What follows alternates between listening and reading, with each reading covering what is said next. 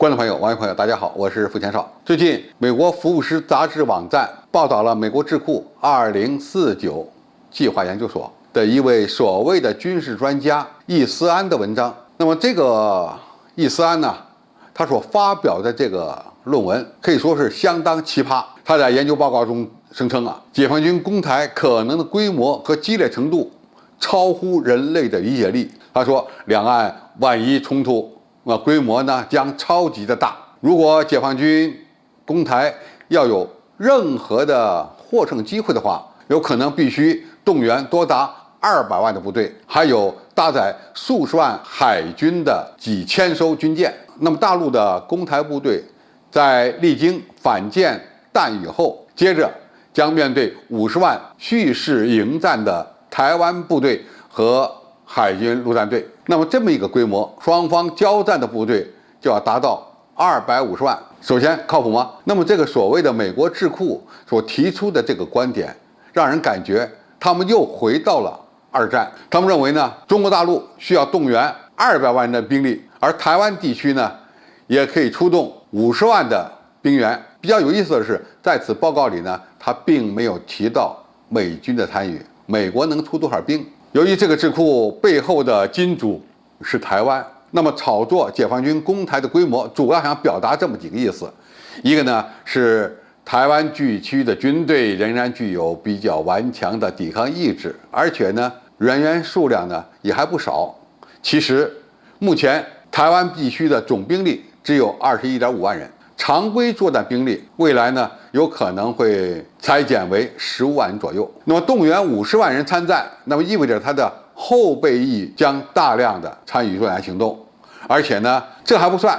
那么这个报告说台军能够动员50万人参战的话呢，那暗含着呢台湾地区的军队不可战胜。第二，他把解放军在台海地区动武描述得非常猛烈，使用了大量的人员和火力，仍把解放军的作战模式设想成二战期间的抢滩登陆，而没有考虑其他的军事手段，比如说远程的精确打击火力、无人作战平台、空降以及立体作战登陆等等。而且呢，也不考虑解放军的实际编制人数，其目的就是把解放军的形象描述得非常负面，向国际社会塑造一个台湾非常可怜的受害者的形象。而他这篇报告里不涉及美军参战，就是想表达美军可以一举扭转战局的设想。200万解放军和50万台湾地区的部队焦灼在一起，在这样的一个情况下，美军突然参战，这有可能成为台湾地区的救世主，一举扭转整个战局。那么这个报告这样的一个提法现实吗？美国军方是这样看的吗？实际上，美国军方对台海战事已经进行过多年的兵棋推演和模拟演练。那么最终结果什么呢？他们基本上都无法取胜。最好的结果是损失小一点，那么最坏的结果呢，可以说就是惨败。而在这份由美国2049研究所提供的报告来看呢，解放军用陈旧的抢滩登陆的战法难以速胜，因此呢，美国要介入就完全可以达到扭转战局的效果。这篇文章出炉之后呢，可以说遭到了一片骂声，骂他的恐怕主要是台湾地区当局的网民。他证明台湾地区当局所豢养的这些所谓美国专家，实际上就是个商人，对现代战争一窍不通，但是呢，他们又敢胡编乱造、胡思乱想。而现代战争的关键是要夺取制空权、制海权、制陆权、制信息权，而中国解放军在这几个方面呢，都具有相当强悍的作战能力，而台湾地区呢，缺少战略纵深。实际上，在冲突的第一轮就会呈现一面倒的这种局势，因为我们根本就不需要首轮就出动大批的部队，只需要用无人机、各种先进的导弹、武器系统来摧毁它的军事基地，包括机场、港口和导弹雷达阵地，从而呢摧毁台军的抵抗意志。整个作战过程不用我们去推测，台湾军方和美国军方已经做了多次兵棋推演，其结论应该说他们都是很清楚的。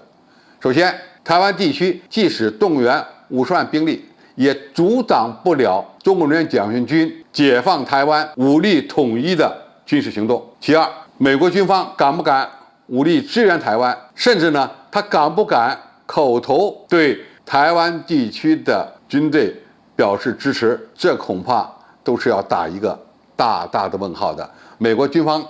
怎么想的，我想他们自己心知肚明，而不需要某些所谓的民间智库写1-2篇文章为台军做宣传，因为这样的论文完全是由金钱堆起来的，他们的所谓专家拿了钱走人，根本就不会负责任。那么这些